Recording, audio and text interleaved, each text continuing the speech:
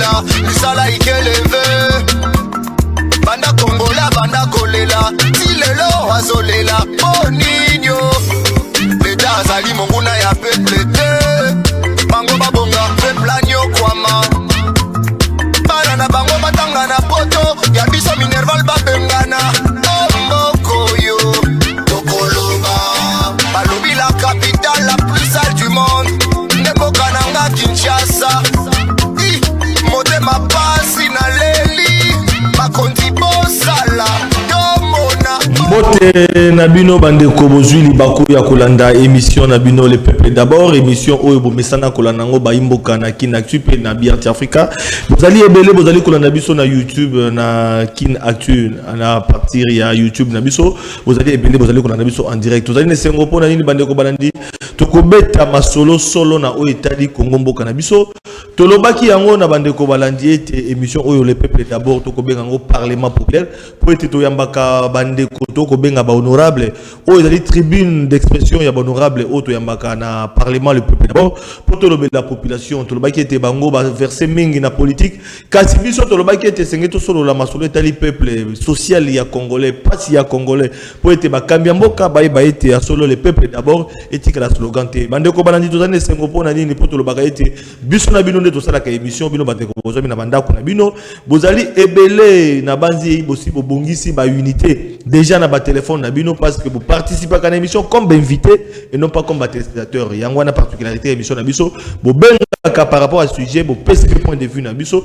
point de vue na bino yango to bareite parlement aux ali parlement populaire na Bandeko bazami na ndako na biso et longo to zali ba invité différence ya ka bino na bandako de nombre biso to zali komona na Bandeko Balandi to loba qui était na parlement ya lelo bo zali kolanda biso contrairement na ba jour bo mesana kolanda biso chaque mardi jeudi et puis samedi na 15h en direct et puis rediffusion à 21h kasi vous suivez quoi kolanda biso mokolo ya lelo pour être singali to sur la particulièrement na dossier oyo bozali kolanda bino moko bolanda ki inspecteur général ya finance atali saki ndenge ba fonds ya l'état ezali mal géré pe atali saki était plus de 5 milliards de dollars oyo échappaka na trésor public voilà Bandeko babandi déjà kobenga ndeko edi atika la fidèle na émission na biso na moni déjà azali kobenga Bandeko Balandi bozala vraiment ya rosela tosi sana nous na premier tour de table ya ba honorable o bazali na ngai na plateau on a présenté bango te tolobaki était rapport ya inspecteur général ya finance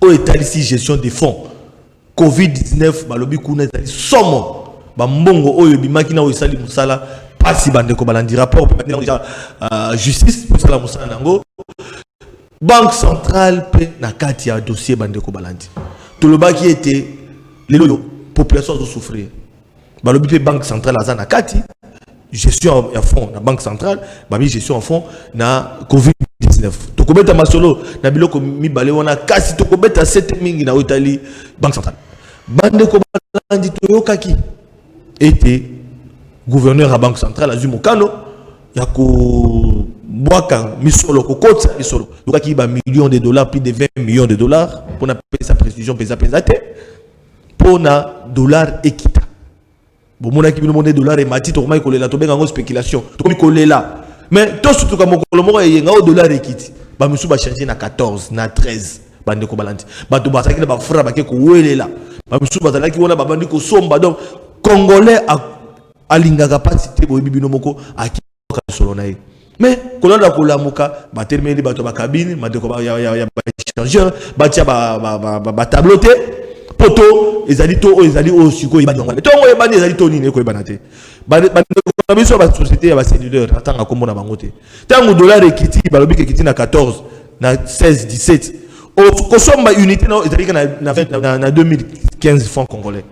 Donc ça il dit en 2015 on a ba téléphone mais siko ezongi plateau mosusu mais dollar ba beza na 19 to banque centrale banate Bandeko pe ba kambisi muto to na OK on va retirer dollar ba sur dollar ba peso ka franc na to na bango mo na ba cabine Bandeko Balandi Bandeko ba na ba compte na boko tanga ba société cellulaire wana soki ya société boy OK ko bimisa o Bandeko na ça la retrait na cabine combien na bimisa 10 dollars a biso na dollar te mais na peso na franc voilà Bandeko Balandi nani azoko sa population nani azonyoko la population siko ba congolais ba population so ba bungisi ba mbongo na bango responsabilité za ya nani mokonzi mboka zolanda pour ba service ba kolanda responsabilité za na ba kolanda monga covid-19 esalaki nini tokaka muyembe mboko toka pété ekenda wapi tobi tozali na gestion les peuples d'abord mokonzi mboka pe les peuples d'abord tokobeta masope na parlement des peuples d'abord et puis ba dossier zali belé moto na moto pas ba dossier awa kobimisa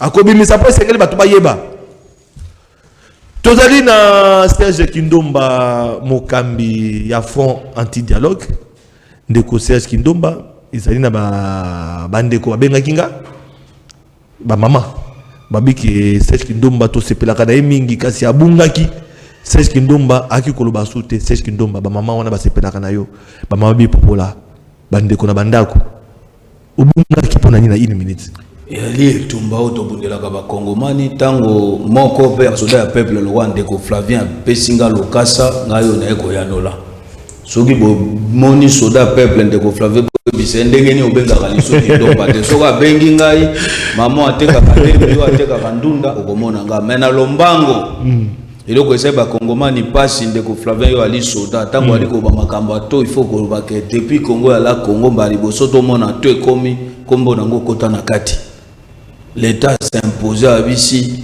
moto officier du sous-ton à hôtel pour nini nyamuni amoleka ke oba sopi 25 millions de dollars oba boaki ne maman na likambo lelo dollar comme le quoi adresse ndeko Flavien fanda numéro 15 ndeko na numéro 20 ye 17 ngata muso na fanda numéro 23 moto na moto ali na mais kota kana kati babi kota kana kati kota kana kati donc depuis Congo la Congo to ya dollar comme ko bangisa bato donc zo bangisa biso to kota wa pesa mokano oba iskoke biso pesa mokano ya bandeko ba okamba et la décision ya l'État contre les peuples congolais gouvernement kabami na peuple lunga ndeko Flavien na lombango soki na bien lokote risque ali ke ba kongomani ba wolola kana nzela ndeko Vital Kamerhe sika ali na boloko a commandé secrétaire général ya ministère ya affaires foncières Kamerhe okimote mali kundu esika ali ndenge ni bazotika kilangalanga boye ba suspendre ndeko kilangalanga o aki ko témoigner pona koyebisa ba Kongomani na justice ya Congo te Kamerhe ye na moto babengi mbutambutu Jamal basaki be échange Kamerhe biso kinga na pesio marché yo ko pesa ngani ande wa pourcentage na misolo to koyiba na yo moto wana zuba ndako apesi lo kwa kilangalanga aki na bosolo pona ndako ba pesa ki mwana oyo ya mwasi oyo tsokaya mpiana Kamerhe sika aki na motema pasi abi moto ayeko ba vérité contre ngai na kolakisa yo kenga alekio na makasi akomane tozoloba kilangalanga balongoli mosala tala bozobo l'État congolais ko sala témoin aye ko témoigner Valentin pour aider justice pour aider ba imboka na makambo misolo Vital Kamerhe yibi abana Congo yoko ya moto alolenge wana bolongoli na mosala voilà pona nini po le peuple d'abord l'État congolais a protégé ba témoin te l'État congolais azokoka ko bomba ba témoin te non seulement balongoli mosala ndeko akomi ko banga ke vie na ekomi a danger ye moko liboso pour ça 100 jours aloba gete azo subi ba pression na ba menace de la part ya monsieur Vital Kamerhe mais Vital Kamerhe uta na boloko a commandé secrétaire général pour na koyebisa ke moto wana esengeli nini ko chai libanda yango tozo senga na justice kilangalanga ali na badroit na ye soki Kamerhe akozana problème oye face à la règlement de compte na bato pour la kisabiso ete ali les pacifiques. Merci beaucoup pour l'information. Merci beaucoup. Merci. Ndekwana ali moto azobundela mboka. Ndeko honorable Matondo Mingi. Moto benga ki ase mosala. Honorable alisana ba imboka ke soraya azwaki lopango wana moyena. Matondo honorable Kindomba. Matondo Mingi honorable Kindomba. Voilà bandeko banandibo ki bisusu. Valentin Kilangala azali kulutonga na ebi. Na ebi mingi na makambo ebele oyo sauver mboka. Azalaki conservateur ya titre immobilier wana Ngaliema Lukunga to Lukunga Ngaliema to Ngaliema voilà merci beaucoup na honorable junior bakokela mais na yebié asali preuve ya bakambo ebele oyo ya telemeli pour être solo ezala en tout cas Valentin Kilangalanga tozali ko encourager yo ezali combat mais tozali na mokonza mboka lobete les peuples d'abord na banzi te message ezali ko koma ici ka les peuples d'abord voilà. Tozali na Junior Bakokela AFDC allié majorité parlementaire, bazali ni na opposition, ni na FCC, bazali kaka majorité parlementaire. Boy malam na tribune d'expression to bengi parlement populaire émission Babola, le peuple d'abord. Merci beaucoup, monsieur le président, parce que vous avez tribune, vous en avez un parlement. Baimboka, Bazolanda Bisso, Bisso Tozali, bon, on a regroupement AFDC allié, où il y a un sénateur modeste Bat du Kobo. Bongo, parti na Bisso Ezali, Union fait la force, IFF. Où il y a un honorable Constantin Benguele Kwete Tamouk. Où il y a Bisso Tozui. Charge à cause de la comme étant secrétaire général et à parti IFF. Merci. Natondi Botondi, Nandengi pe invitation pour Bisso lelo. Mais na yoki mo motema passe mo ken Nandengi mon amboka co-débatteur nangai Serge Kindomba Lobi. Moi je connais personnellement le conservateur Kilangalanga Valentin. C'est un monsieur correct.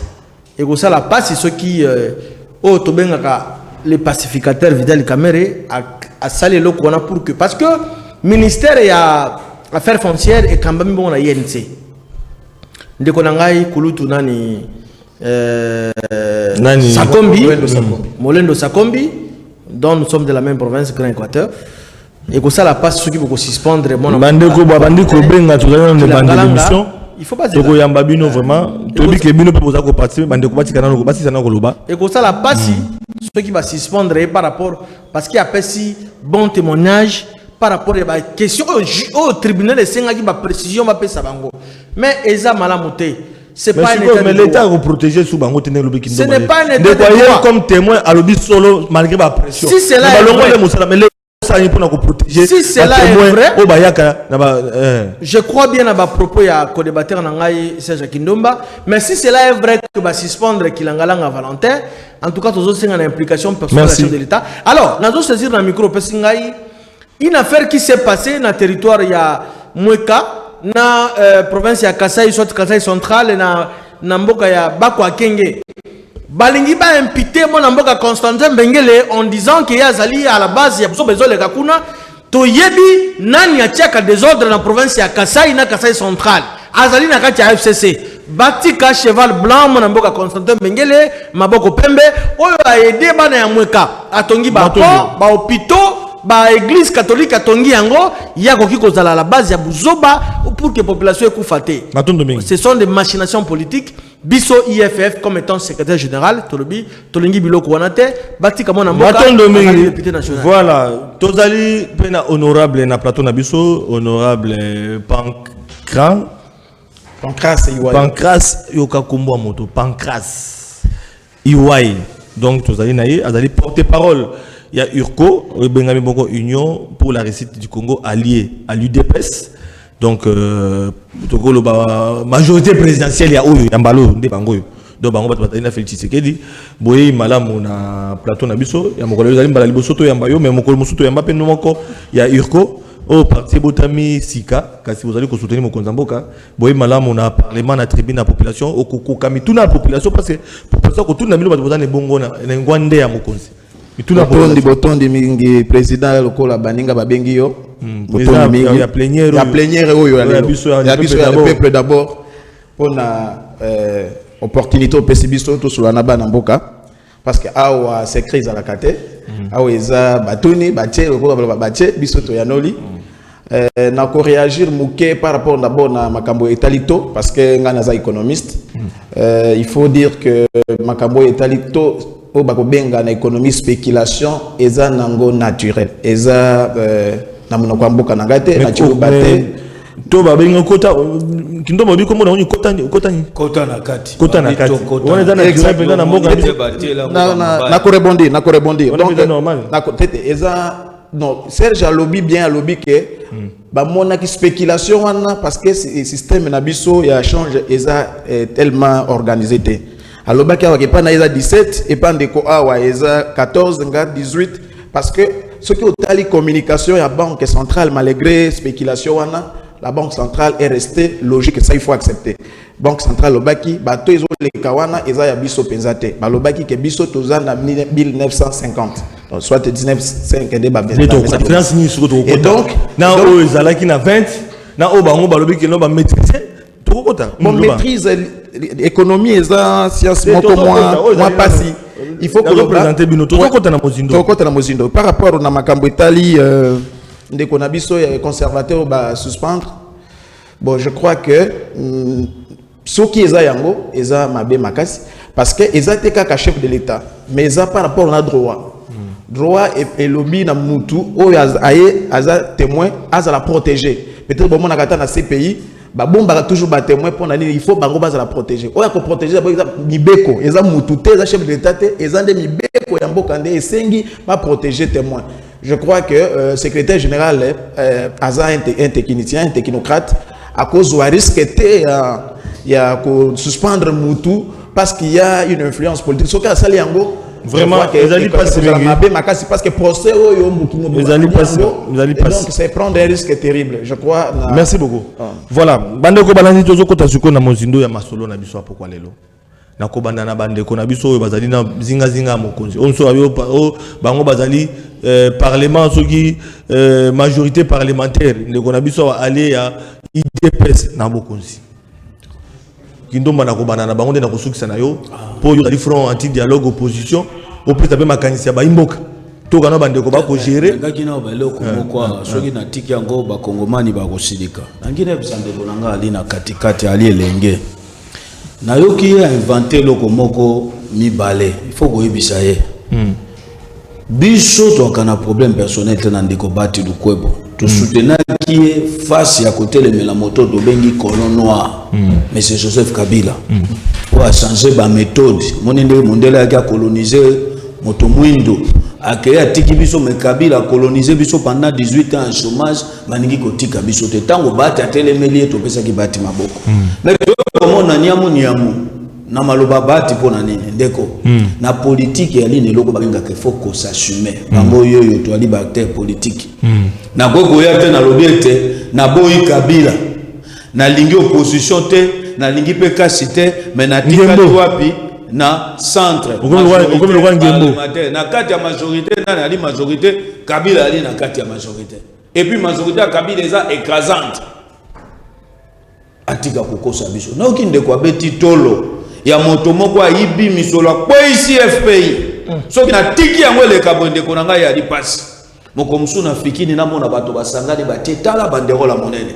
koto photo Kabila koto photo Constantin Mbengele donc andika bisabiso ke sous le patronage à Kabila ne Constantin Mbengele comme millionnaire a tout tolo wa bisabiso Mbengele a cheba mai na mweka asombe akweko somba atongi be école bopito ndeko nanga yebisanga mwana jardina mundele akomi millionnaire ndenge nini ndeni na komi na misolo akweko tonga biloko na mweka entre ta Congo mobimbezo souffrir na gestion na FPI ali parmi bato Kabila parenaki mafia na bangodo o na kweko bisa ndeko nanga ina ninga kiteleka bayebisa kulutu bahati azwa position soit ali na peuple atiki lingomba wano babeki majorité oyaza ko s'accaparer Matondo alobi ke na s'assumer na ndimanzala na kufa na pepe ko na kama loba boti tozo kota kate na makabelo ko lobela lelo kufa kanzala biso yo komesani na vie na biso amoteke na mwali foloto to na kolia na melima ina nga pompe mais yenga ali wana déjà assuré ozali que non même fitir na après 5 ans ko vivre na bien donc webisa kulutu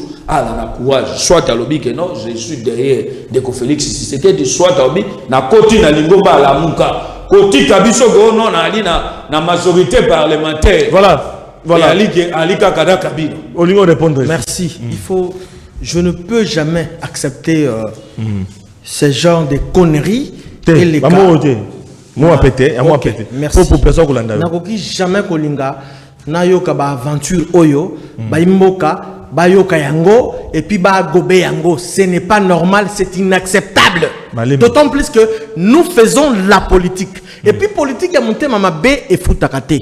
Yango moni mingi belé baza ko suka na prison makala pour baza na politique qui motema mabe ndeko lobi ce qui me concerne l'IFF ndeko azali na droite na ngaya il parle que non mon amboka Constantin Mbengele à quoi ça FPI mais c'est le seul mandataire où il a sali que Yek Serge Kindomba ayeba FPI na bon moyen yé.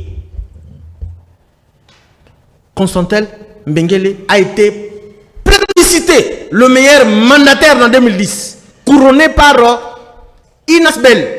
Il y a des Français, des Pesakaye, médaille à mérite.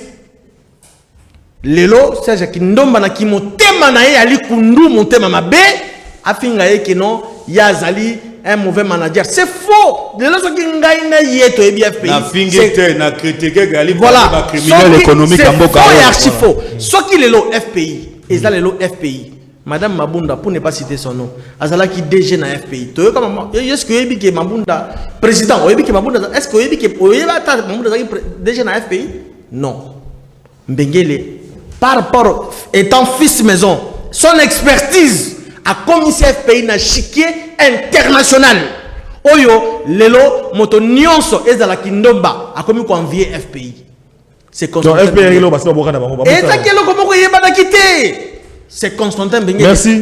S'il te plaît. O bato nyonso ba commis ko envier FPI, c'est grâce ya management, vision ya Constantin Mbengele. Fils maison, ayebi yango lokola liandi poche na ye.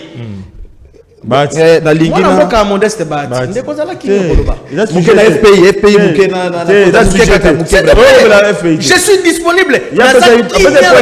Monica Okolobela détournement était constaté par Nana Yemoko constaté plusieurs fois.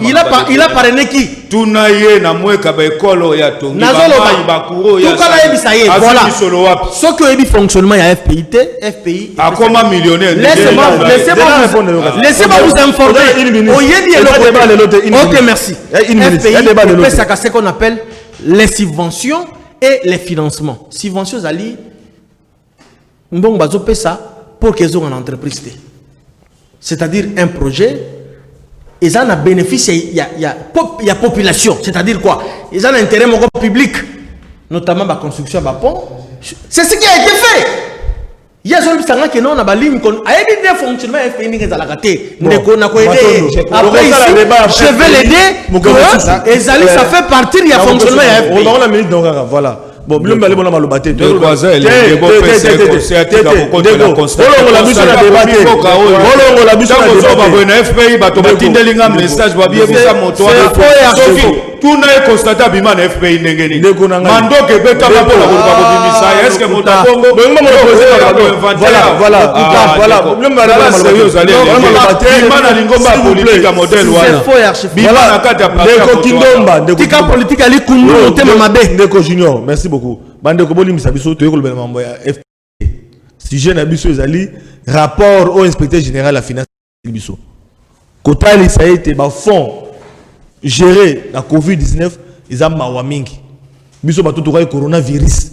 Ba mbongo ebimina o président na ko même ko tika teke oyo ndeko Serge Boba. Na ko pas c'est bien ba kongomani na ba minute so ba oyo kuta tozo maloba. Tango bokozo baloba na bino bokokotsa makambo bolingi botika ngai parce que borisi mo pesi mais pas c'est le bataille bomba la minute na ye pas bomba ye na minute tayi tano pesi to bi makambo na ye population to kolobela likambo wana likambo ya banque centrale oyo ya bato oyo mbongo bimaki 25 millions soki 24 millions soki combien au dollar ekiti na 14 15 16 mais dollar ngozo sur na 19 nani akosi nani ba congolais oyo babungisi ba mbongo na ba échange ba kolela na micro le peuple d'abord de Kofave lobela biso donc ndeko Kindomba lobi babi kota na kati donc ça dit moto na moto et comme le la adresse numéro 1 numéro 2 numéro 3 moto na moto na bato na ye to officiel les alliés mais bato ba ko to saté pe ba pakisi bato ba tia bato officiel na ba panneau pona nini siko population ta ko nyokoma bande ko balandi ba kambise ba ko nyokoma bande ko bateka ba unité ba ko nyokoma bande ko na biso bateka na ba boutique ba ko nyokoma population wana nyoso na moto kinaye o ya Covid-19 4 mois ya confinement to te ko fana bandako ba ko zonga na économie ba récupérer mbongo na bango ba mbongo zindi l'état congolais les sous bande ko balandi to bandi na yo za économiste conséquence à dikambo wana nani ako réparer préjudice wana vous avez 3 minutes na fungoli téléphone population bandi ko en tout cas président je crois que européen ça moi ngonga muke parce que bango mbale bazuma ngonga mingi koleka ngai ce qui n'est pas très bien ngana lingi tout ça là moi polémique mais je voudrais quand même pas faire passer ce que notre ami a dit bah publicité dans Constantin Mbengele comme manager je crois qu'il faut tous à la moins honnête scientifiquement. Et ça, ceux qui n'ont eu exemple à Régie des autres, Natango Wana Yakala, Papa Nabiso Tchongo, Chibukala, quelque chose comme ça, a une publicité meilleur manager. Vous savez pourquoi? Il a construit immeuble au Zomo Nanzela, na boulevard. Ok. So, au Kananga, vous allez trouver le château le plus long de l'Afrique centrale. Alors que Kananga, il a seulement marécagé. Mais ils ont des mots côté dans le FPI. Ils font la promotion de l'industrie. Il faut poser la question, nous avons combien d'entreprises industrielles totale en RDC? Tu te contredis. Parce que Okoloba ndeko. Les opé ça n'a pas si montazo.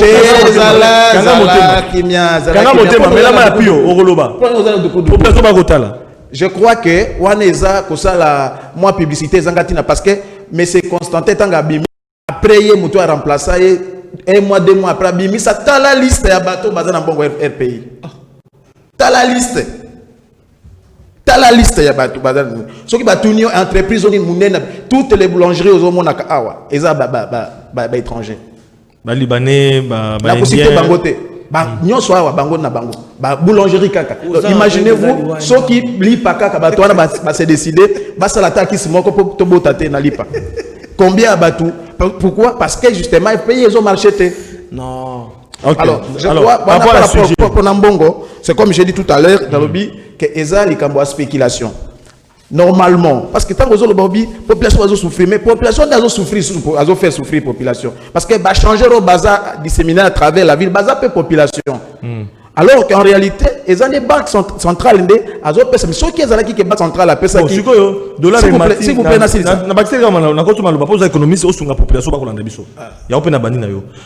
Banque centrale, dollar et mati, tout le monde a 20, il y a 21. Il y a frôlé. Banque centrale a jeté. Donc, à bois qui met sur 25 millions. Mais information de Okaki. Pour récupérer les francs, pour être dollar équité. Et ça a tout un circuit. Voilà. Mais bon, on a bimi. Tout le monde peut dollar équité un dimanche. Dollar équité. Bamsou n'a pas 14, Bamsou n'a pas 15. Au moins, pas que non. Et comment quitte lundi n'est pas ça peut communiquer na bango. Officiel, il y a banque centrale à travers le gouvernement. Tout lundi bango. Mais qu'est-ce qui fait que dollar on est quitté qui bango et matin à 19 et vendre quoi? Si quoi bateau yo bazaki na misolo babimaki na ngomba ngo bamone kiti ba récupérer, bazana na problème. Nani akofuta ba. Tonga na kozo na téléphone. Ya bato ba bengi population, pe tango nazo funga téléphone ko yoka ba ko benga. Et ça, je crois que au lieu à répondre à la population en dengue à je crois qu'il faut répondre de manière technique. Il faut que l'économiste soit tout bango, tant que ça la taux de change, différents taux de change à travers une période. Par contre, ça veut dire que ce que faisaient les cambistes, tout ça, sinon vous n'aurez jamais de données. On prend toujours taux officiels. Ça signifie que les Congolais, à partir du Cambo, tout le monde a Awawa, la banque centrale, l'unique autorité monétaire dans le cannabis. Par rapport à l'injection, on a injecté sur le marché. Et ça, c'est que la Banque centrale a direct à si opérateur économique. Ça ne se fait pas comme ça. Ils ont suivi ce que l'économie, circuit économique. C'est-à-dire que la banque a une banque de dépôt. La banque de dépôt na banque commerciale. La banque commerciale est un opérateur économique. Donc, l'opération de la banque a été mais procédure et cause de temps pour que stabilité. Parce que stabilité, cause de la tête, que baguette magique, il faut la banque, la procédure pour que tout est là. Mais on va dire que bon, on a comment il a dit ça. Tu penses que c'est pas nous qu'on fait. Inspecteur général de la finance à l'objet. Appelle par rapport. Now Italie banque, now Italie fonds et Covid. Ndeko Flavien, président biso de Zolanda o eza officiel. Donc biso to yokaki neti population. Nyoso et na bongo bimaki. Mais il faut to ça tout clairement que c'est difficile to loba non population de souffrir. Population pas faire souffrir population parce que ba cambiste wana baza banque. Baza ba agent ya banque centrale était. Bazo ça. Mais baza limbongo. Mais baza na kati ya population. Baza limbongo ba population que problème ezate kaka ba politicien parce que to linga ba population o baza ba cambiste ba nyoko population. Oleto sali sabatu, oleto sali sabatu. Voilà. Oleto sali sabatu, to linga ko politiser même des questions techniques. Donc question net question ya bongo. Et on va bien spéculation en économie, dans toutes les économies, ils ont la spéculation. Voilà. Mais il y a un peu différente parce que cambiste bazo fixé tout sans tenir compte de la banque centrale. Parce que même lorsque le dollar a chuté ou notre monnaie a fait une révélation, au monde qui que la banque centrale ne faisait qu'insister que ça c'est de la spéculation. Ne suivez pas. Moi je vu plus de 3 communiqués. Mais la banque prend des temps pour communiquer parce que ça demande tous ces circuits on a le baki awa et à la réunion. Donc la responsabilité peut aller en dehors de la banque, ils allaient prendre la cambiste ou basali. Responsabilité mounene et la banque. Il y a banque. Il y a banque. Pourquoi banque? Parce que banque a autorité à la régulation de la monnaie. Ça signifie que notre système il faut échanger pour que cambiste base la catène mutuna to ya poche. Merci beaucoup. Banque mais nous aussi la population nous avons une très grande responsabilité. Merci beaucoup. Parce que tomio capacité on même tout dire autorité, ba politicien mais biso mo quoi parce que ce qu'on bimi on comprend la même chose. Maton Domingue. Donc gouverneur à banque centrale Sengeli a éclairé biso. Gouverneur à banque centrale. Ma responsabilité, il faut que pas la banque centrale parce qu'il y a des autorités de régulation des monnaies. Donc, bilo yo salima bato ba bungi si ba mbongo. Bato ba nyokwami. Responsabilité de la banque. Mbongo wane bimaki ya solo qui comme une destination. Ba bezali circuit on le canadien parce que ko ra procès. Ndenge des inspecteurs général ça la musi dossier et comme na maboko ba konzi. Na procureur c'est que balande la mokonza mboka par rapport nyonso wana donc ils sur likamwa biso ba télévision de tovandi awate et comme ya bato nyonso et c'est que tout le monde a ce rapport yango mais comme ezali confidentiel nano ba pesa justice to ko ba ngota ba procès ko banda mais to bandi da ko loba makambo ezali ndeko junior honorable bakokela malobe pa na yo na makambo etali gestion ya fond ezala la covid-19 ya banque centrale na taux de change ya taux o nyoko population ndeto solo bela siko avant to zo ba appareil to zo téléphone population bazo benga. Merci Mingi Matondo, monsieur le président, na opportunité au petit biso. Mais ndakoye bisala bandeko na ngai o azomi na gauche na ngai na droite na ngai ko kozanga koyeba na ndimi yango lelo na pesi alanga nzembo kofi olomide ezali wa ndambo. Mwana mboka Constantin Bengele na boyeki kutu koloba. Mais ndeko apesi Gilbert Chongo Tumba. O azalaki bongo ancien PDG à Régie des Eaux. Azalaki publicité. Le meilleur management, le meilleur gestionnaire na haute école française, il y a management. Priwana ndeko tikana bisayo, je vais vous apporter de preuves. Si vous voulez le mardi, tokutrana bandeko na plateau oyo, il y a que 3 Congolais au bazwa Priwana. Notamment Jeannot Bemba, le papa de Jean-Pierre Bemba, de reste mémoire oya kufa, Jeannot Bemba, Gilbert Chongo Tchunguluma Tumba. Y compris mon amboka Constantin Bengele, je cite son nom. Il y a que les 3 là. Bazaki publicité le meilleur gestionnaire. Mais les autres on peut vérifier. Oui, je l'ai dit. On peut vérifier. Vérifier.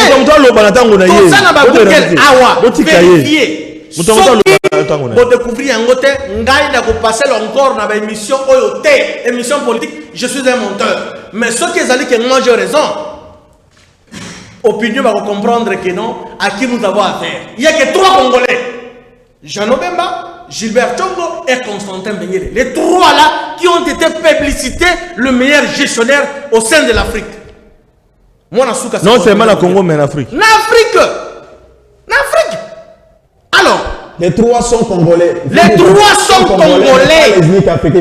Les 3 sont congolais. Les 3 sont congolais, mais Africains sont basali. Maintenant, lui, par rapport à RDC au sein de l'Afrique, parce que chaque année, ma publicité au sein de l'Afrique, au niveau africain et au niveau national. Merci. Ok. Pour la précision des tailles. Mon amboka Constantin Bengele, Azalaki, publicité meilleure gestionnaire comme ça. C'est la théorie. Voilà. La pratique. Merci beaucoup.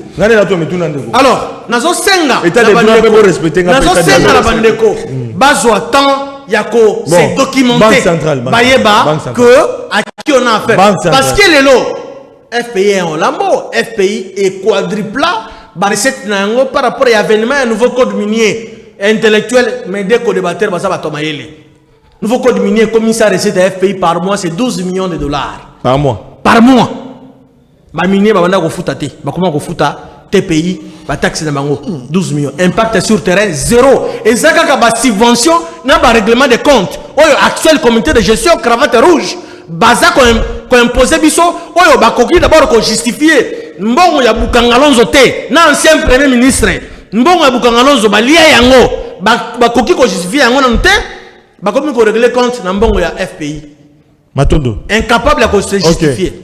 Mbongo Banque centrale, moi je dirais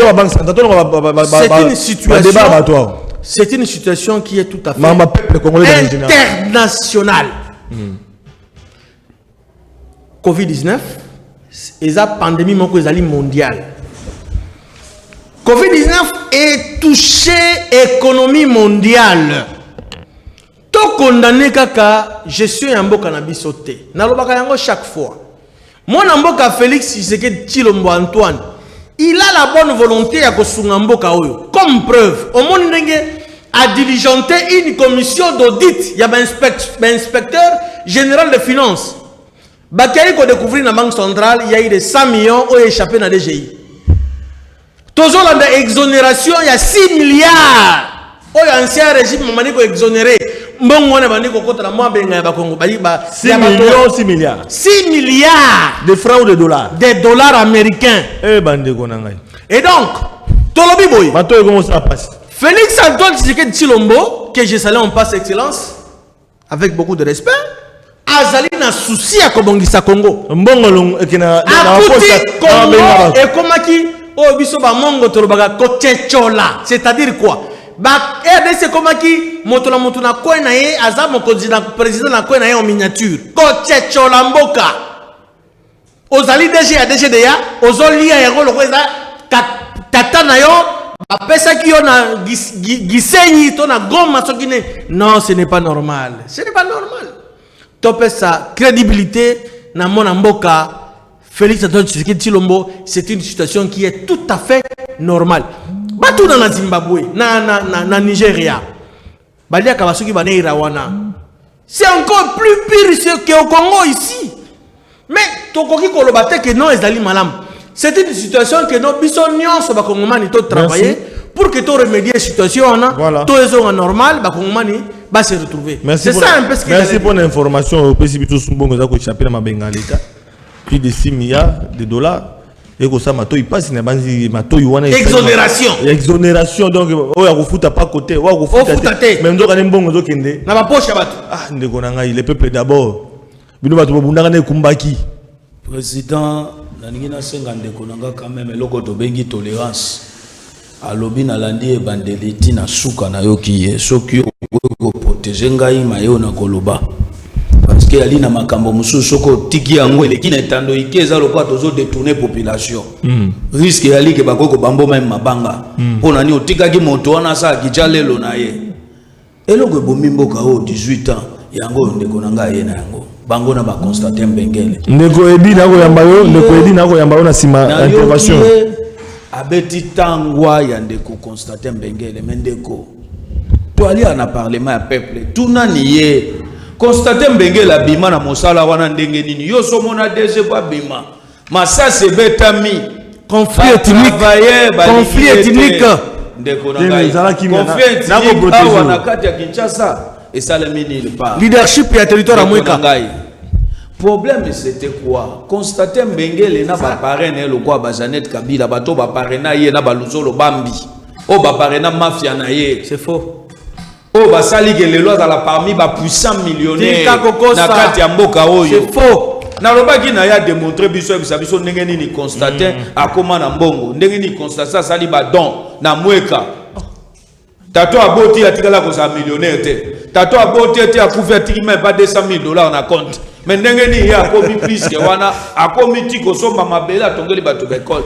Ali moyena mbongo aleta. Na yena mabele très nécessaire parce que dossier a constaté Mbengele mokili mombebi même bato FMI bokanele lengo babiso ka ali mobile ale kaka na nzela ya FPI awa na bureau na bango na lukusa makolo ata ko na makolo ba azame libre otambo tango abi bongo ba mama batombo na ba papa surtout po ba kombo a constaté Mbengele ya ko beta tango alobi o ba publicité ndeko yo biteke loko wana koma moyena quelque chose okwe ko acheter loko wana sombi yango. Constater Mbengele, c'est ça qu'il faisait. Avoir une entreprise, abomber entreprise. Avoir un foot à batoter, avoir un misolo, mazo que l'obi misambongo, papa nini. Bah comme il y a un magazine aux allées internationales qui est meilleur. C'est faux. Il n'a jamais sonné. A Tikata, un mois arriéré de salaire. Meilleur gestionnaire. Un mois arriéré de salaire. Akimi atiki motuka ndeko Flavien pour protéger ngana. Non protéger. Ndeko Flavien. Non protéger. Ndeko Kindomba. Yo tuninga yo na makambo etali misolo. Na makambo etali détournement. Yali question monter mali kundute na loba na bino med fois. Pepe ilunga la kisibiso incapacité na ye. Faute eza ya yete, faute yali na ba député nationaux na biso to votaki surtout ya Kinshasa na ebite soki ko na bango akanini. Ba ko sa sumisate. Susu ba komi kuna ba membre ya ba bureau. Oyo eza que non avant zo mokonzi ya commission, il faut yokana bien na kamikazo kabila tshela biso Janine Mabunda. Soko yokani na ye ba pesu yo commission. Soko yokani na ye te ba kopesa bino commission te. Mosusu député asangisi bato pour à défendre Marie uti kolekana kasumbalesa ya ba entreprise ya ba ndeko na yo ba koma ba député bandeko na yo ba koma ba député ba te na lobi bandeko na yo oyo bazate oyo yo zali peza ozali moninga voilà ya ba dans kombo te ba journaliste engagé to kaka ba journaliste engagé kofinga kabila kofinga kuto ya moketolo ba kofinga te mais kobundise tumba ya banti valeur ndeko kabila ba ndeko ba journaliste oyo ba koti na parlement eza la provinciale eza nationale na osabika kama Mike Mukebai na ko pesa Mukebai mbote zela na silisa na ko pesa Mike Mukebai mbote Mike Mukebai quand même abundi matiko ko bunda andimi prison akozonga simate abibia ko continuer tumba mais baninga na yemisu bakenda wapi ndeko Flavien yali o bazaka na yo boko dia sani moko ko moko yali engagé wana na bisolo komoko bakenda wapi ça ki bango yo za président pour raison d'éthique na plateau boko yambaka sous député de Oazaeli mandat na ye fosa ngokuna na assemblée mayo ya loba walo bakokuna na assemblée peuple a dit na besoin résultat awa batigela biso batigela bandeko to ali awa pona nini biso batutotika li proche ya population vacances parlementaires yango si bakimi ba base misu ba poto misu bali na poto misu bafandi na ndako ko ya ko bani na base problème ya nini biso do bandeko kanzana lobaka di seso med fanze tate umeli ndenge nini bale eza to fika mesike umeli ko bongola mbisi ekotika la ka nzete bato mosutu aka na bango pembeni ekumbaki national toyoki ndenge bazoloba yo zo kanise ndenge gaza moto a peuple nzoka nde ali moto azota le bentega libumu na ye na loba yango med fois Kabila reçu ba journaliste engagé l'homme congolais monsieur Kabila Kabila sali ete moto azo réfléchir lisu na moto te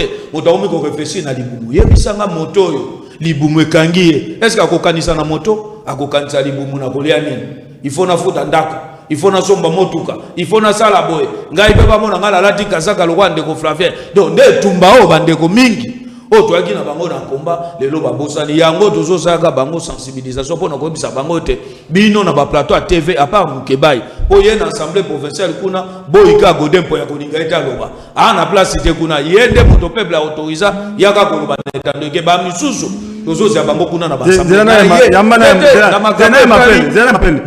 alors te population ko benga po tozingo ngabela ko loba population pe sengi ba loba toki na suka émission winde ko bengi biso de winde ko na ngabo bengi biso wapi donc intervenir par rapport à loko yo ndeko Kindomba aussi ko loba pona décision ou na prison on a conservateur qui la malanga na biboyi na bika na direct n'est pas oh le candidat joko ngao na biboyi décision ko ta la prison te pona kolongola moto aza conservateur wana nommé ozo comprendre loko ba otala na parce loko ba otala na pona ko ta moto te neko ba vérité atende ko témoigner vérité atende ko kosa makambo ta babu ko msere nini poko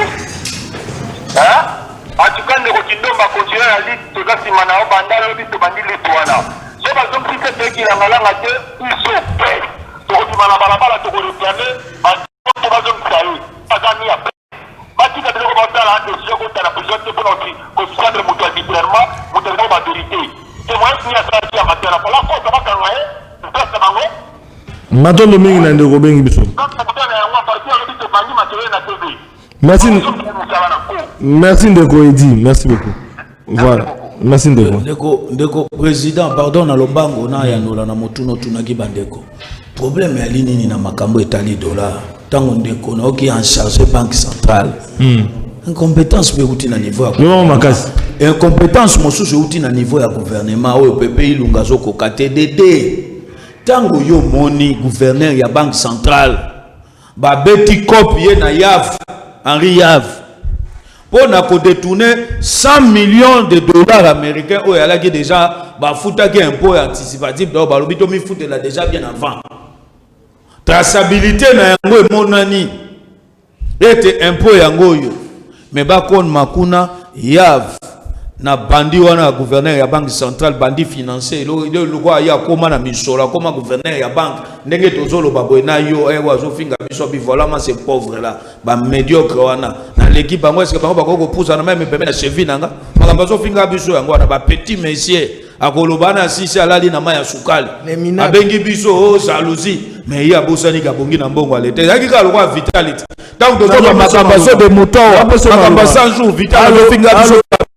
Allô, tala lelo suis petit monsieur na lié monter na follow toto na kimia allô ndeko obengi depuis commune oui mbote bonjour obengi depuis commune Benseke bandeko Benseke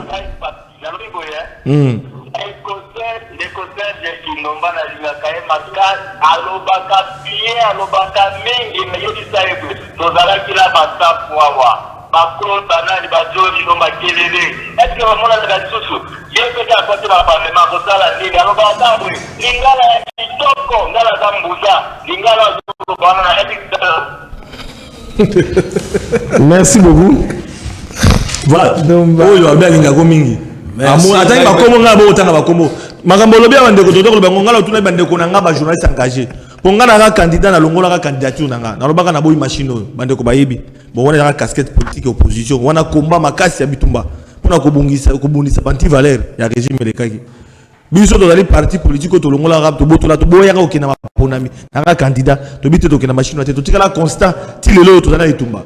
Siko bandeko oya nga ba kinda babunga na bango nde bandeko pe batunyo question yo poko lo ba malamu dali moninga ba journaliste lokola biso yo to zaki esika moko dali quand même lenge pepe na biso kasi mon eloko bele o ko lo bawa bandeko na okuna ba ko lo basute yo pe lo nyela kisi o changer ndeko so ko tekuna ba ko mono pe da honorable parce que ah ozo honorable ba ko mono da depuis ndeko président il faut ko ebisa ba kongomani ngape na dingi ndeko wana makasi ali etumbo to ndaka Congo mais oyebi makambo mosu na vie ali nini ndeko Flavien net yo nongo ali boye okwe koteka kibomoto na domoni biso message déjà na vie ke nano akolia moteke na ngana mo ali foloto to na meli mai na lali atama ya pompi mesani na boye ali déjà loko ali ke na vie ya motote siko moto mosusu akomi na bokonzi auti na kimobola lokwa ngai auti na nzala na pasi mbala bosota mosusu ke mabunda ko kokabela $20,000 ya carburant et ningisi e moto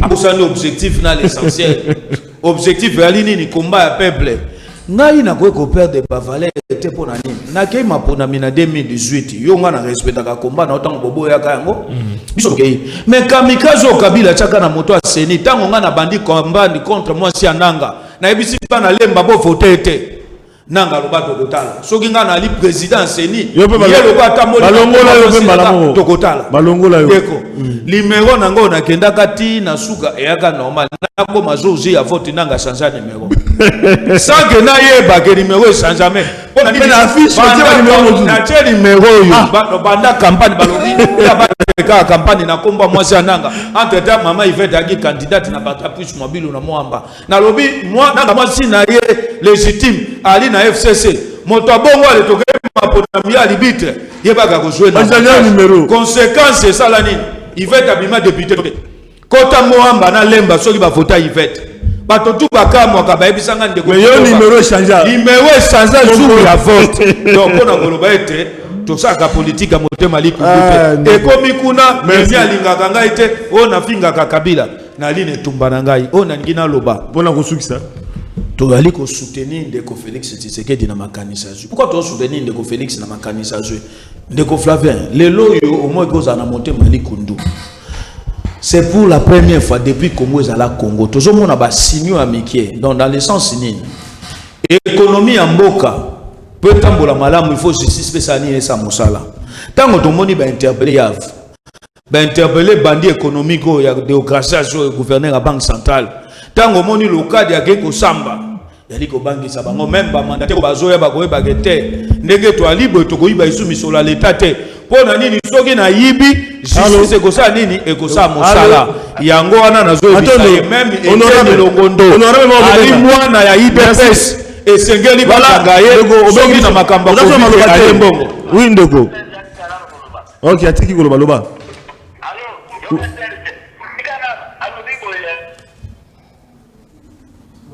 toujours Nandayo Il est parti. Allô Azoloba, unité zo coulé. Aïe aïe aïe, réseau. Unité zo coulé, ta maman ba réseau ngwango. C'est le petit ko loba, ndeko zona pe micro. Président, ngai na boito zo sama boito. Te, okende. Okende boito zo. Te, ngane mettre débat, te. Ekende boy. État de droit pe ngwana. Voilà. Moko pa ça comme etumba na ba député à Kinshasa ko bossa na pete ndeko Eliezer babundaka. Action na ye quand même bana Kinshasa bazo mona ka yango. Matondo mingi, li passa na pesi mbote. Voilà. Ouais, na ligne na rectifier Mouké, ndeko Serge, dans la lobby banque centrale, le gouvernement y compris, parce que le gouverneur à banque centrale, il y prend part dans le conseil des ministres. C'est-à-dire que je ne suis pas en train de dédouaner le gouvernement. Dans la lobby banque centrale, évidemment, parce que le gouverneur à banque a part dans le conseil des ministres chaque vendredi. Donc je crois que j'étais clair là-dessus. Par rapport à... Oui, allô? Allô? Allô, vous êtes déjà en ligne, papa? Oui, vous êtes déjà en ligne, Ndeko. Tozo Kayo Loba. Nazo obligé. Voilà, Bandeko. Bandeko, vous avez un biso sur la télévision à TNT. Hein? Les lots comme Bandako, vous avez TNT, vous avez une chaîne au fêlé. En fait, vous avez une chaîne. Voilà. Donc, vous avez un babi sur le téléphone. Vous avez un bibino. Vous avez un babi sur le téléphone. Vous avez un TVT. TV, vous avez un retour à la seconde. Pendant que vous avez la TV, vous avez déjà en direct. Vous avez passé. Pour que vous ayez un donc, vous avez un téléphone, vous avez la télévision. Alors, dans le lobby, au Monibiso, hier, Union pour la réussite du Congo. To sepeli ko soutenir Mokonzamboka pour na combat politique parce que des conseils à auto loba olinga tel il faut déboulement tanga lobaka kala bato babité il faut changer bato musu basana ba déclaration à tout monde déboulement mais les l'homme to nyosa za inanime que déboulement eza yango moni biso eko un nouveau parti nous avons dit tête pour soutenir Mokonzamboka vision à Mokonzamboka toleli awa makamba covid-19 mbongo covid-19 zosela ya mwana aloba azoloba te Mokonzamboka bizela yo za soutenir parti présidentiel yo kanano tolandi docteur Muyembe atati misolo etenya bimisina oya akomona clarté to moni kuna be bato bakola te toleli tolobi que non procès 100 jours ndenge bandaki ba banda covid-19 il fallait inspecteur général la finance aya ko bimisa ba dossier pour assumer la justice yango président yango tolobaki na yawa contrairement à ce que mon frère de droit a dit awa ba inspecteur est-ce que bato bayeba ki ka musala président inspecteur eza ko bimisa auto zomona lelo voilà l'état de droit au biso to lukaki inspecteur le loi la musala na ye comme il se doit ce qui le député le ministre de la santé a un problème mais l'état de droit à cause de la victime parce que il faut suivre au moins ce qui offendit muke olandaka banini ya Mokonzamboka on se rendre compte que c'est un prophète politique. Il comprend parfaitement la politique. Donc ce que tu penses c'est les COVID-19 il y a fond à mais ah ouais ça domaine prophétique était il n'est pas ata Yesu aya na mokili ye mokili ya batu s'il vous plaît Yesu aya mokili ya batu mais il nous a pas imposé to changer biso on est tous en prise de conscience mais ceux qui biso to bi ko prise de conscience wana te ezala mona mai oza ceux qui ont détourné place na eza boloko wana eza connu ne cache pas parce que moto aza kuna mais malobi moto ako gérer santé kuna azali à IDPS mais yango tolobi ndeko kuluka ngai eteni longondo ce qui se fait que aza yep trempé mais akokende parce que Mokonza loba yabi oza aliéné bazokota non mais eza likambo ya liété eza likambo mboka la philosophie du chef la philosophie du chef public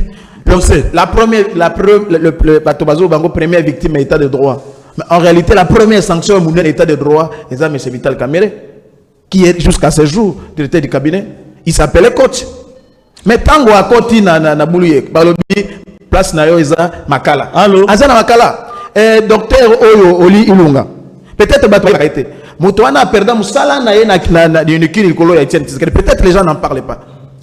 Mais les lots azala qui détournement en bongo ya Ebola. Place na ezapi na prison. Donc ezala ba mususu wana ce qui était donc Félix Tshisekedi a ça lancé go. Donc pour la justice que ça musana. Ah, donc justice na justice à téléphone et justice à téléphone et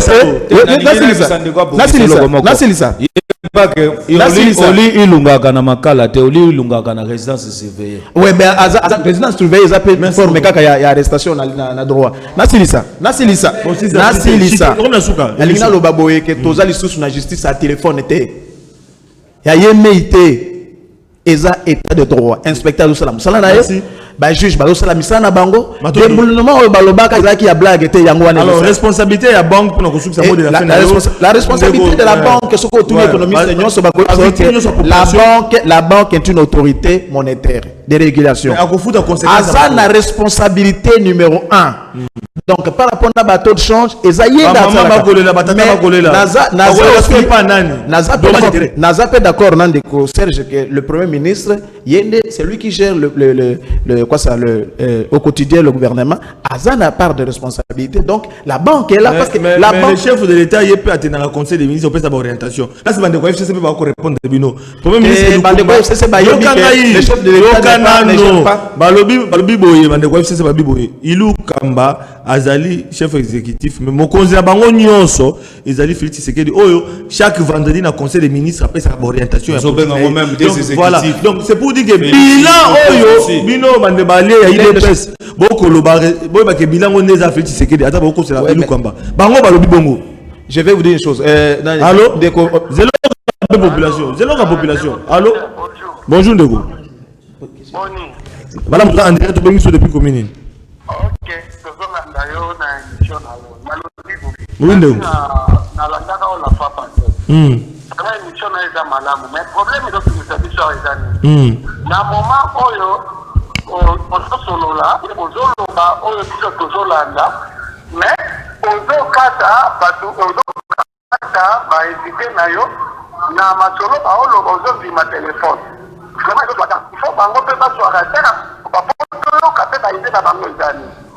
Yani bale naza na problème moko tofana na bo likolo yo courant pas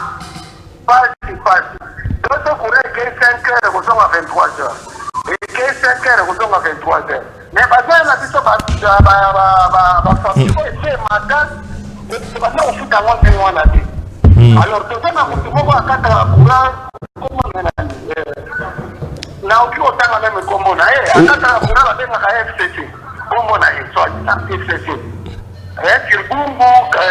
Bungu enani Mani directeur Mani Kindinga asoda donc côté kuna nyoso. Alors kata bakura ndenge ya lingio ngirembo katakana ule ya mama naye. Merci beaucoup. Alors voilà Ndeko, au moins Ndeko Flavien, aux autres invité, aux autres téléphone mais on a le téléphone au PSP information. Beaucoup mais ça na particularité émission na biso Bandeko Baladi. Toujours ça la émission té à téléphone ouvert pour benga kabo senga ka banzembo. Té le peuple d'abord ba invité na nga ezali yo population na ba to bazana plateau.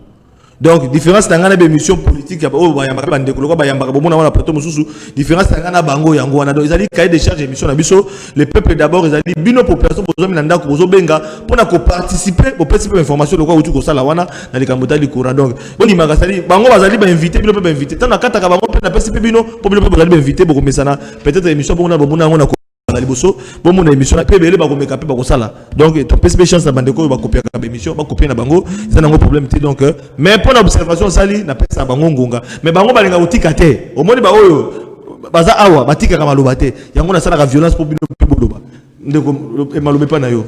Merci beaucoup monsieur le président na kanisi na banza ndenge ndeko tikoloba awa que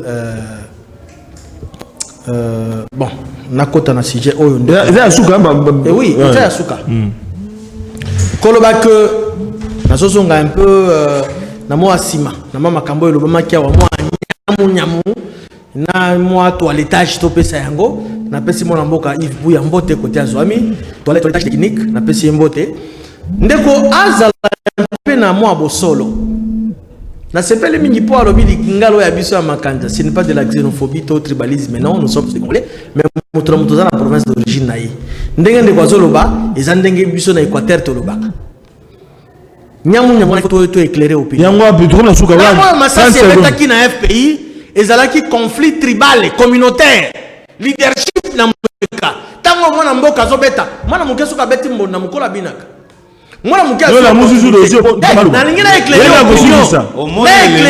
opinion na éclairer la musala ali la kawe pa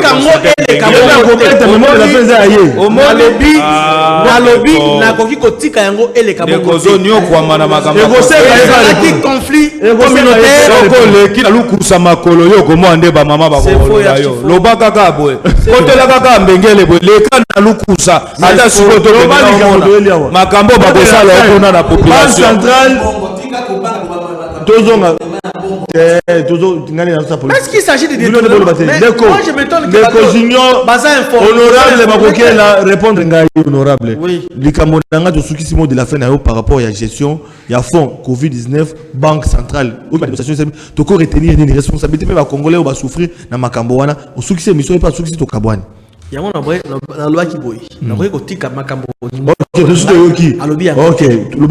le bâtisseur où a construire la direction provinciale partout la direction générale où ils allaient venir localer au bazo siéger c'est bon d'abord à Constantin Mengen Datongia l'actuel comité de gestion zéro Batongi attaque cuisine il y a pas maté donc sur ce point là débat est athée management il y a pas match voilà Batobayi Bayiba Batonga ba université la Maniema c'est tout voilà bon pour la mongo ya Covid-19 en tout cas ils ont ça la passe que grand frère Yangai de la même province naza tribal naïf sibino mais moto moto na origine naï mon amboka était ni longondo ba cité na biloko ya ba gestion ya mbongo ya Covid-19 ça me fait très mal parce que vieux to yebiye na c'est un monsieur qui oye na politique pour na koluka mbongo te parce qu'il y a ça qui déjà mais tout yoka que mais noir mais mise na mbongo ya Covid-19 et puis chef félicitations à Moussala Bossali. Azu courage. Non, soyez malien mongo ya mboka ba imboka. Na moment oyo. Oyo mokonzi mboka tindi ba inspecteur de finances basa la audit. Il doit répondre devant la justice. Vital caméra za kuna na makala. Ndeko Flavien na Lombango na ngina ibisa ba ikongomani. Biso esengeli ete Vital caméra za na ba voisin kuna makala. Na liko kamwa. Lolenge nini ba mama batamboli lelo yo. Ben infirmière ba eti liboso a primati bali na kombo mosusu te bobele kombo etendi longodo monoko na bango ba infirmière batamboli lelo yo na ebiso mase uti ko sema vendredi ya lelo yango na lobaki na ndeko Félix Tshisekedi état de droit oui osali pas mais koko so ali na kati soki mwano ya yo moko etendi justice a Congo lié intervention politique et sanitaire yeba que peuple a coupé son maboko mais ceux qui ont protégé moi non ya yo ndenge toki FCC ba komi koluka ba arrangement politique pour na kobatela la riave na makamba 100 millions ndenge bazonga ba batela bandi économique ya démocratie so abongi na moyen l'état pas comment gouverner ya banque centrale ke bazoluka ba arrangement moko yo pesanga boy tikelanga boy ngapena tikela yo tene wana peuple a cause contre yo to sengiye to lingete Vital caméra zo ba voisin soki Vital ali na numéro 23 akoma na voisin moko na numéro 19 et puis matondo na koyebisa disu na justice moto nyonso ali ya misolo ya Congo même Constantin Mbengele boko kotika ekimiate ali moto il faut pas interpeller na justice à Congo botu na etato akufo ya botaye ala millionnaire te yemoko mwana koma millionnaire ndenge nini badonde kwa lobia wasalaka Constantin Mbengele asali yango lolenge nini mona kosukisa na bengi ndeko Bemba Fayu Lubaya biso nyonso to sangana na sima ndeko Félix Tshisekedi topesa ye makasi pona kobozo la seni oyo monsieur Kabila na Moïse Katumbi ennemi ya Congo bazolinga basa parler dernier appel population dernier appel allô seconde non Tozo Kayolo obengi biso ndeko allô bonjour Olobinin Loba na téléphone kolanda TV, loba na téléphone papa. Oui. Ndeko na obligé okata yo na bandela ki koloba yango. Ozoka retour ya TV, ololo balanga na téléphone. En tout cas, non, on a déjà fini papa, il n'y a pas de 30 secondes. Aussi ozoki batana bino TV zangonga, to respecter ngonga. Voilà bandeko balandi to comme na suka émission na biso, ezalaki esengwa biso ko beta masolo autour ya rapport, ya inspecteur des finances, inspecteur général des finances pour ndaki bino mongo na otali gestion des fonds, na otali Covid-19 na otali banque centrale, to betaki masolo nango bolandaki pe bandeko, apesa ba point de vue na bango, bino pe bandeko na ndako. Bopesa ki ba point de vue na bino ezalaki esengo boko na biso lisusu lobby donc to ba lelo na 0h lelo mokolo vendredi boko na biso samedi na 15h et puis samedi na 21h même émission boko na biso na BRT Africa dimanche na 16h boko na biso na BRT Africa lundi na 23h, même émission, dans différentes chaînes de télévision pour bateau et balingaka le peuple d'abord. Vous allez qu'on biso, vous allez qui c'est pour nabiso, to yamba qui ba honorable Misato na plateau nabiso ya lelo, vous allez qu'on mona na lobo konanga ya mobali, na vous yamba qui Pancras Iwai, oya yaki na compte ya Urko, to yamba qui ndeko junior bakokela ayaki na compte ya UFF et puis to yamba qui moi namboka mwana mboka Serge Kindomba na compte ya Lamuka soki na kiko c'est côté ngachanga na ngamba peuple ndeko bimisa na Lamuka wana Lamuka ensemble te ozano kuna te bimisa na makambo wana tika na ngambo ya peuple le royo. Voilà bande ko balandi un grand merci à l'équipe technique au bazalaki demesh na biso pour bolanda biso na condition malamu tozalaki na mwana mboka passion na entre les trois caméras ndenge ozali kolanda émission tozalaki na Richard Ndaya la régie na bosanité Augustin na ngambo mosusu esengozaki ya biso bande ko bozaki bakwa kolanda biso depuis banda ko na bino tokutani na ba chaîne on a pesi bino programme pe poko lemu na bota na bino na kotonda pe botondi na mona mboka André Lumanisha Mabusha Mokambi akina Actu Télévision pe na kuluta biso ebeli popo ya BRT Africa oyo bandimi émission na biso elekaka na baitando na bako tokutani na biko na ba invité mosusu poko lemu na bota na bino.